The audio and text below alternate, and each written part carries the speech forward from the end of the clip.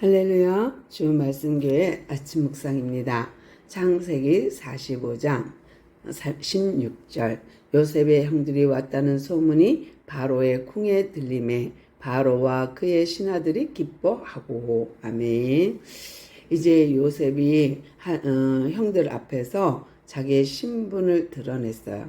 그리고 엄청나게 눈물바람이 불었죠. 그리고 엄청나게 얼싸안고 울었을 것 같아요. 그런데 이런 소문이 궁에 다 들렸어요. 아마 바로의 궁과 총리 관저가 담 하나였을 것 같은 생각이 들어요.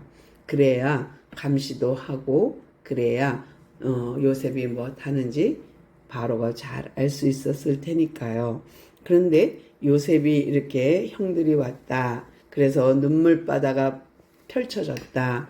온통 지금 울고 난리가 났다. 이런 소식이 들리자 바로의 궁과 바로와 그의 신하들은 기뻐했어요. 왜 기뻐했을까요? 요셉이 이제 드디어 꼼짝없이 정착하는 그런 이주민이 되는 거거든요.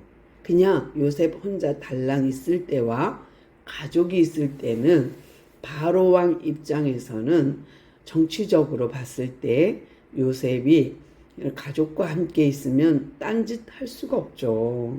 그러니까 바로 입장에서는 좋은 거예요. 신하 입장에서 좋은 거예요.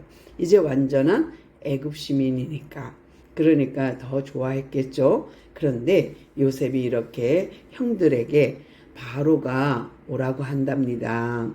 바로가 우리 가족 전부 이민 오라 합니다. 그래서 좋은 양식 다 가져가서 수레고 뭐고 다 가져가서 아버지를 모셔오면 애굽 땅에 좋은 땅도 줄 거고 좋은 것을 다 줄 테니 내려오라 하십니다.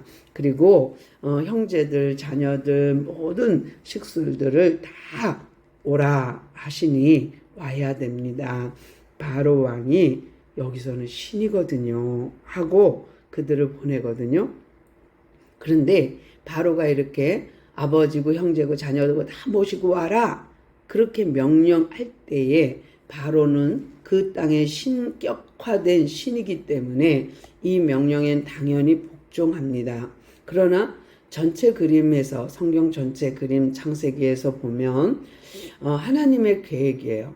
왜냐하면 4대 만에 다시 돌아올 것을 아브라함한테 약속했기 때문입니다. 그래서 애굽에 가서 민족 만들기를 해야 돼요. 많은 수가 불어나야 돼요. 근데 그것이 가나안 땅에서는 힘들거든요. 그래서 애굽 넓은 땅에 가서 곡식을 많이 가지고 거기서 먹고 풍요로움 속에서 많은 자손들을 보고 민족을 만들어서 올라와야 되거든요. 가나안 땅으로. 그런 것을 보면 전체 그림은 애굽에 내려가서 민족을 만들어서 올라오는 것은 하나님의 계획이요 섭리지만 이 땅에서 보면 바로의 명령 같은 거예요. 바로는 너희들 이 땅에 와서 살아. 내가 좋은 거 다 줄게. 인간적으로 보면 바로의 명령 같지만 이것은 하나님의 섭리 안에 있는 거예요. 그러니까 하나님의 계획 속에 있는 거예요. 바로가 했지만 우리가 오늘 살면서 이런 경우는 많다는 생각이 들어요. 사람들이 이렇다 저렇다 이러쿵저러쿵 하지만 큰 그림을 본다면 하나님의 섭리 안에 있을 수 있습니다. 얼마든지요. 나는 인간적으로 봤을 때 이것이 아닐 수도 있는데 하나님의 계획이 아닐 수도 있는데 하는 것조차도 하나님께 물어봤으면 좋겠어요. 하나님 이것이 하나님의 계획입니까? 하고 물어봤으면 좋겠고 눈에 보이고 좋은 것이 다 좋은 게 아니라는 거 또 눈에 보여서 좋은 것이 또 좋은 것이 있다는 거는 하나님의 계획에 맞으면 좋은 거고 하나님의 계획에 맞지 않으면 안 좋은 거라는 거. 그래서 선과 악의 분별력은 하나님께 있습니다. 좋고 나쁨은 하나님께 있습니다. 하나님의 뜻을 이루어드리는 것은 선이요. 하나님의 뜻을 벗어나는 것은 악이기 때문입니다.